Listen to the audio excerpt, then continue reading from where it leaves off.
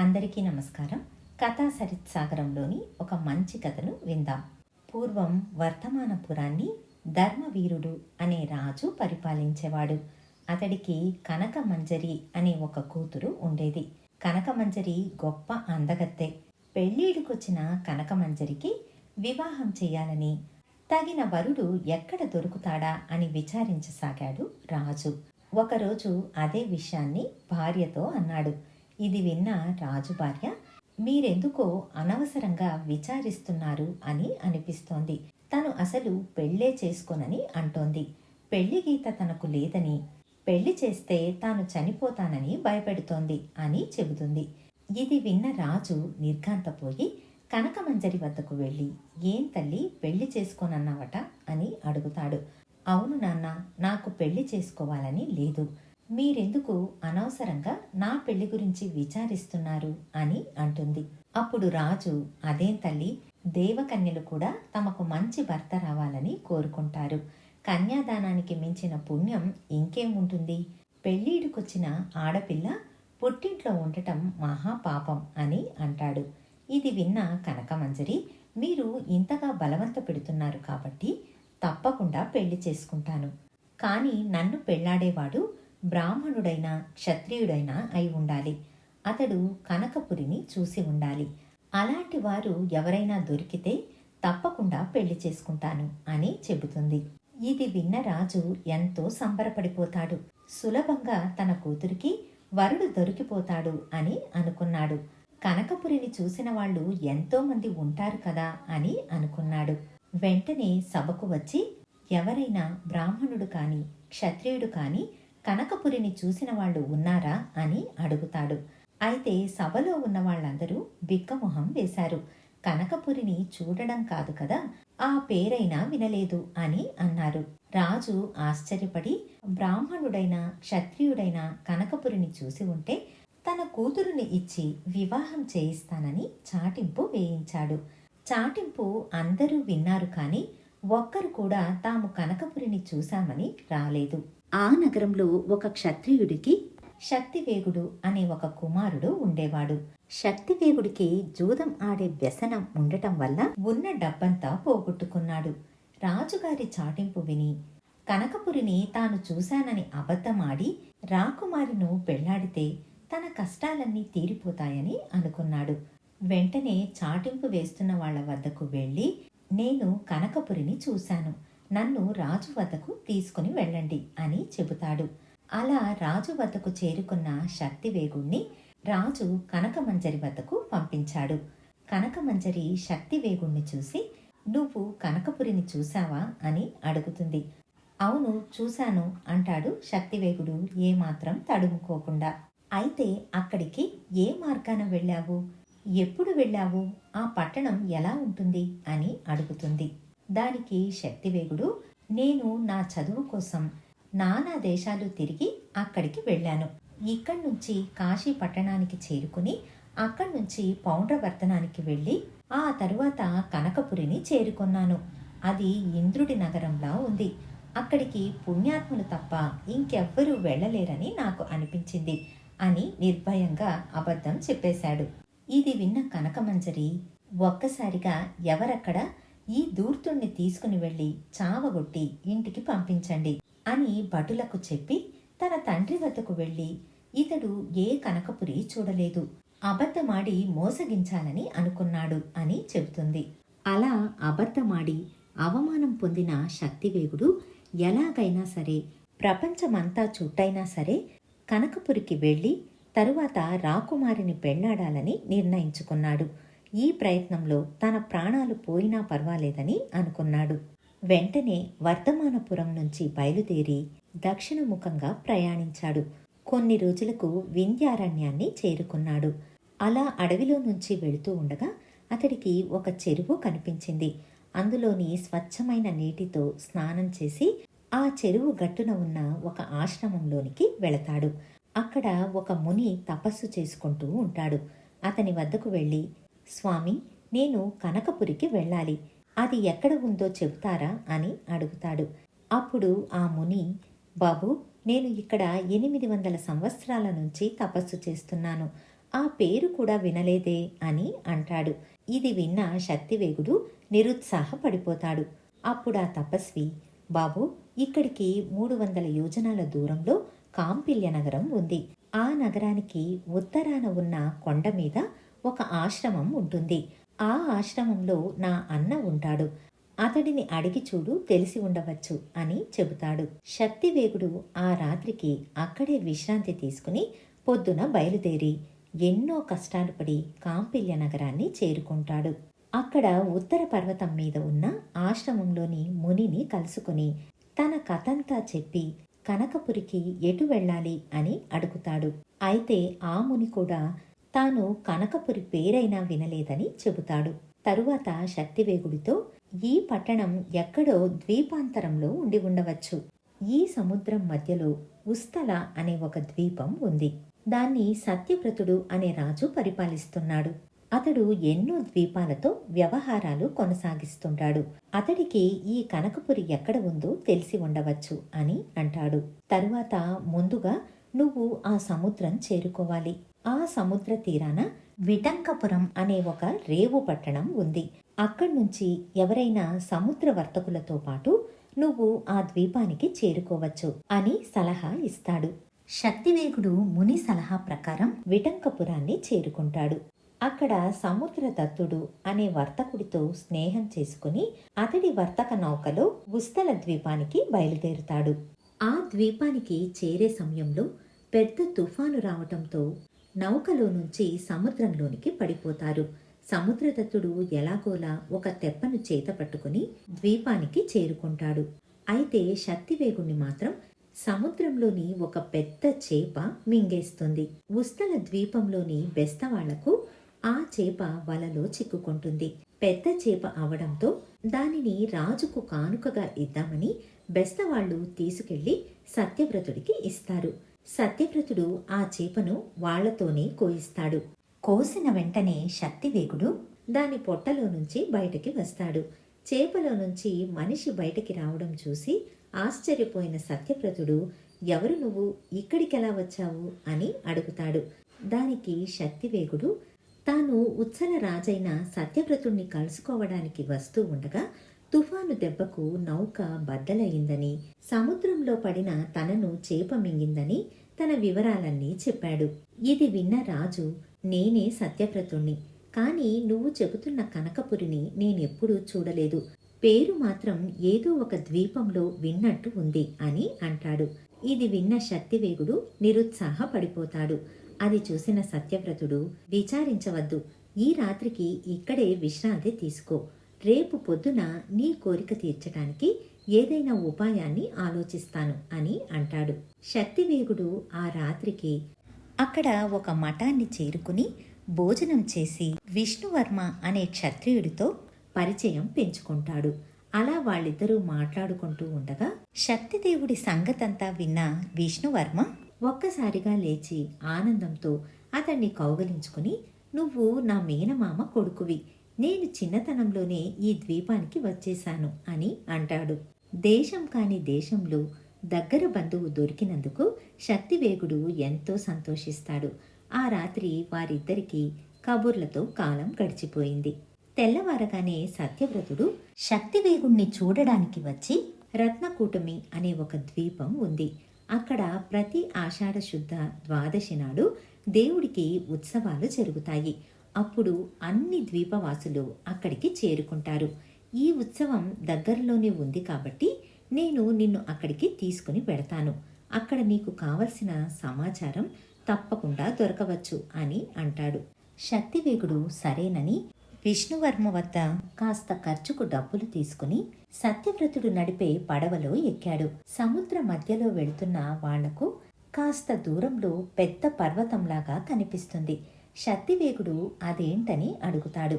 దానికి సత్యవ్రతుడు, అది వటవృక్షమని, దాని కింద పెద్ద సుడి ఉందని, మనము జాగ్రత్తగా దానికి చేరువ కాకుండా వెళ్లాలని చెబుతాడు. కాని దురదృష్టవశాత్తు పడవ అప్పటికే సుడిగుండానికి చిక్కుకుంది. సత్యవ్రతుడు, బాబు, నాకు నా గురించి ఏ బెంగా లేదు, కాని ఇంత కష్టపడి ఇక్కడికి చేరుకున్న నీ గురించే నాకు చింత. పడవ చెట్టు వద్దకు వెళ్లేటప్పటికీ చెట్టు కొమ్మను పట్టుకుని ప్రాణాన్ని కాపాడుకునేందుకు ప్రయత్నించు అని చెబుతాడు. శక్తివేగుడు ఒక్క ఎగురు పైకి ఎగిరి కొమ్మను అందుకుని పైకి వెళ్ళిపోతాడు. మరుక్షణం పడవ సత్యవ్రతుడితో సహా సుడిగుండంలో మునిగిపోతుంది. కనకపురి చూద్దామని బయలుదేరిన నా కోసం ప్రాణాలు అర్పించిన పల్లెరాజును చూశాను అని శక్తివేగుడు చాలా బాధపడతాడు. శక్తివేగుడు అలాగే చెట్టు మీద కూర్చుని ఉన్నాడు. ఇంతలో తెల్లారింది. ఎక్కడెక్కడి నుంచో అతి పెద్ద ఆకారాలు గల పక్షులు విచిత్రమైన కేకలు పెడుతూ ఆ చెట్టు కొమ్మ మీద వాలి నిద్రపోయాయి. తాను ఇక్కడ్నుంచి బయటపడకపోతే సత్యవ్రతుడిలాగే సుడిగుండానికి చిక్కుకోవలసి వస్తుంది అని అనుకుని శక్తివేగుడు తన దగ్గరలో నిద్రపోతున్న బ్రహ్మాండ ఆకారంలో ఉన్న ఒక పక్షి వెనుక ఈకల మధ్యలో చేరిపోతాడు. తెల్లవారగానే ఆ పక్షి ఆకాశంలో ఎగురుతూ తిండి కోసం ఏదో ఒక ద్వీపంలోని ఉద్యానవనంలో వాలుతుంది. వెంటనే శక్తివేగుడు దాని వెనుక ఈకల మధ్య నుంచి కిందకి జారుకుంటాడు. అతడు ఆ ఉద్యానవనంలో తిరుగుతూ ఉండగా ఇద్దరు అమ్మాయిలు పూలు కోయడం చూస్తాడు. వాళ్ల దగ్గరకు వెళ్ళి, అమ్మాయిలు, ఎవరు మీరు? ఇది ఏ దేశం అని అడుగుతాడు. దానికి వాళ్ళు, ఇది కనకపురి, విద్యాధరుల దేశం. ఈ ఉద్యానవనం చంద్రప్రభకు చెందింది. ఆమె కోసమే పూలు కోస్తున్నాం అని చెబుతారు. శక్తివేగుడు తనను తమ యజమానురాలి వద్దకు తీసుకువెళ్ళమని అడుగుతాడు. వాళ్ళు సరే అని అతనిని వెంట పెట్టుకుని వెళతారు. చంద్రప్రభ ఉండే ఇల్లు మణిమాణిక్యాలతో బంగారు గోడలతో చూడడానికి అద్భుతంగా ఉంది. అటుగా వస్తున్న శక్తివేగుణ్ణి దూరం నుంచే చూసి ఆకర్షితురాలై వెంటనే లేచి వచ్చి, అయ్యా, ఎవరు మీరు? మానవులు రాకూడని ఈ ప్రదేశానికి ఎలా వచ్చారు అని అడుగుతుంది. శక్తివేగుడు ఏమీ దాచకుండా జరిగిందంతా చెప్పి తాను రాకుమారిని పెళ్లాడటానికి కనకపురి చూడటానికి వచ్చానని చెబుతాడు. అప్పుడు చంద్రప్రభ తన గురించి చెబుతుంది.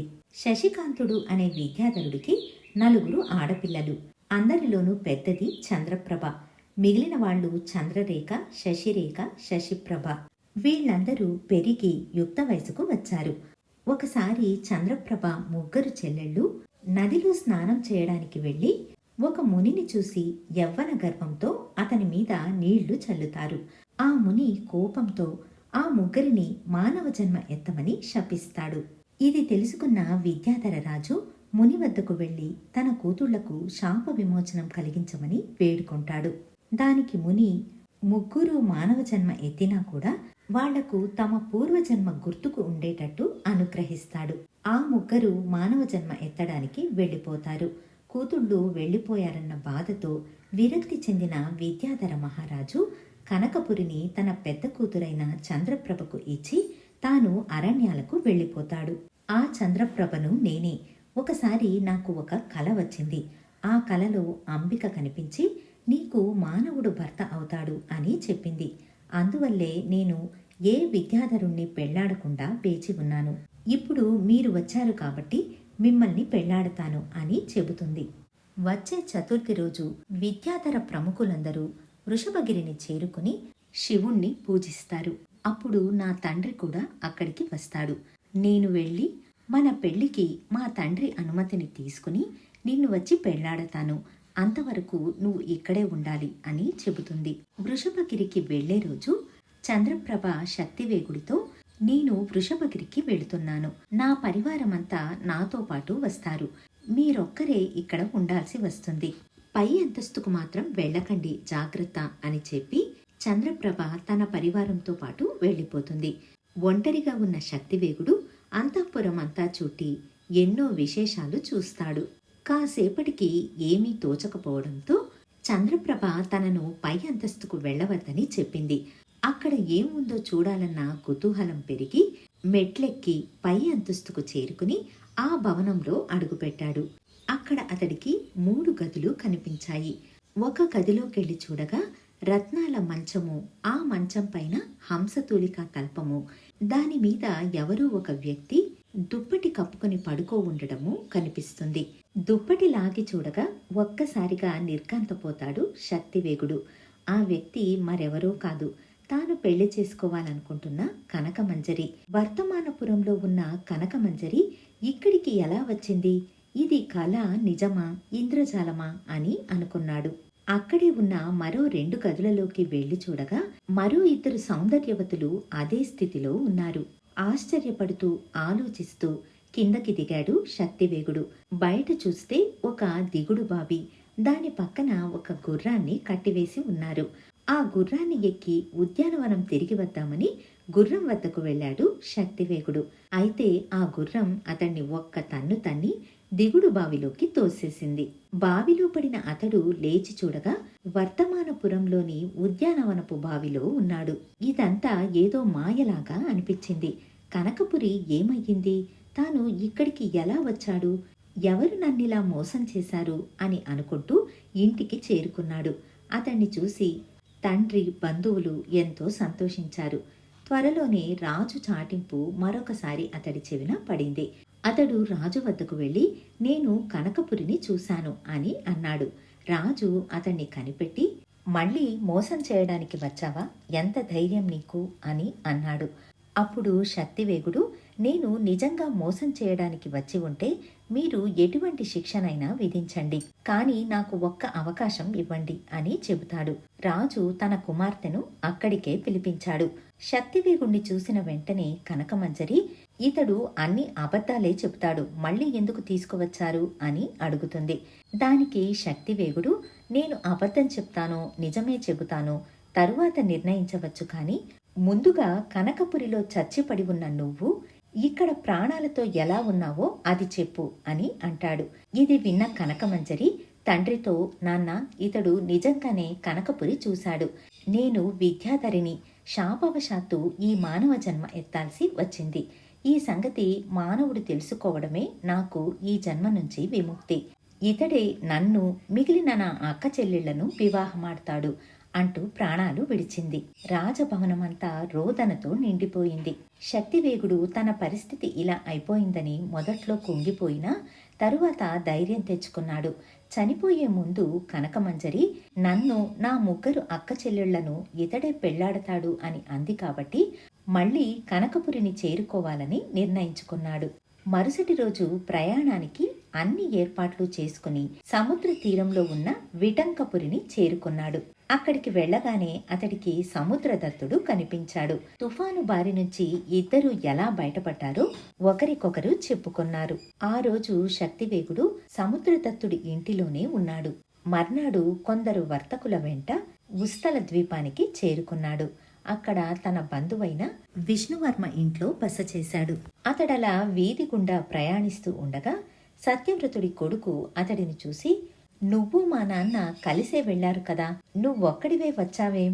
మా నాన్న ఎక్కడా అని అడుగుతాడు. మీ నాన్న సముద్ర మధ్యలో సుడిగుండంలో చిక్కుకుని పడిపోయాడు అని చెబుతాడు శక్తివేగుడు. ఇద్దరూ కలిసే వెళితే ఒకరే సుడిగుండంలో ఎలా చిక్కుకుంటారు? నువ్వు మాత్రం ఎలా బతికి బయటపడ్డావు? నువ్వే మా నాన్నను హత్య చేసి ఉంటావు.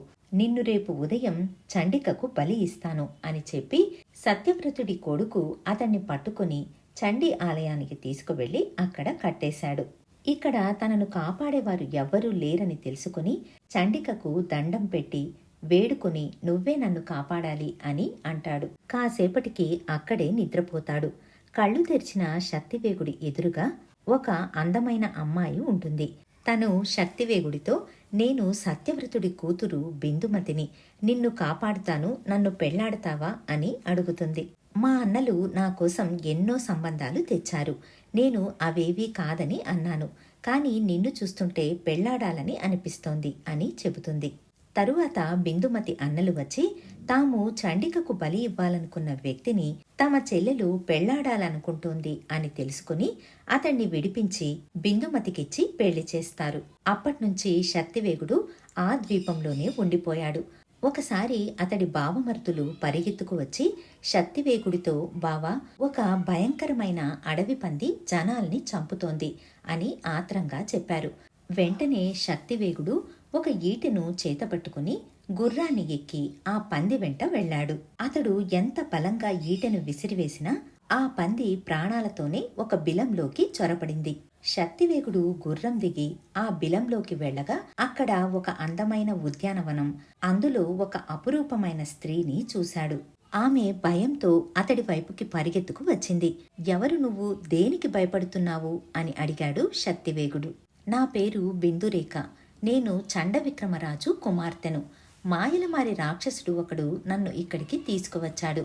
తిండి కోసం పంది రూపంలో బయటికి వెళ్ళి ఎవరి చేతనో దెబ్బతిని ఇక్కడికి వచ్చి చచ్చిపోయాడు అని చెప్పింది. ఆ పందిని కొట్టింది నేనే అన్నాడు శక్తివేగుడు. నిజంగానా? ఎవరు నువ్వు అని అడిగింది. నేను ఒక క్షత్రియుణ్ణి. నా పేరు శక్తివేగుడు అని అన్నాడు. అలాగా, అయితే నాకు కాబోయే భర్తవు నీవే అని అంటుంది. శక్తివేగుడు ఆమెతో పాటు బిలం నుంచి బయటకు వచ్చి తన ఇంటికి తీసుకువెళ్ళి తన మొదటి భార్య అయిన బిందుమతి ఒప్పందంతో బిందురేఖను పెళ్లి చేసుకుంటాడు. బిందురేఖ గర్భవతి అయింది. ఆమెకు 8 మాసాలు నిండగానే బిందురేఖ గర్భాన్ని చీల్చి అందులోని శిశువును నా దగ్గరకు తీసుకురా అని అంటుంది బిందుమతి. ఈ కోరిక విన్న శక్తివేగుడు నిర్ఘాంతపోతాడు. తరువాత బిందురేఖ వద్దకు వెళతాడు. అతన్ని చూసిన బిందురేఖ, అలా విచారిస్తున్నావెందుకు? బిందుమతి నా గర్భాన్ని చీల్చి తెమ్మన్నదా? అలాగే చెయ్యి, అందులో తప్పేమీ లేదు, భయపడకు అని చెప్పింది. శక్తివేగుడు ఆమె గర్భాన్ని తాకగానే అందులోని శిశువు మాయమై అతని చేతిలో ఖడ్గంలా మారింది. అతడు విద్యాధరుడు అయిపోయాడు. ఆ క్షణంలో బిందురేఖ మాయమయ్యింది. అప్పుడు అక్కడికి బిందుమతి వచ్చి, మేం ముగ్గురం శాపం పొందిన విద్యాధర రాజకుమార్తెలము. మాది కనకపురి.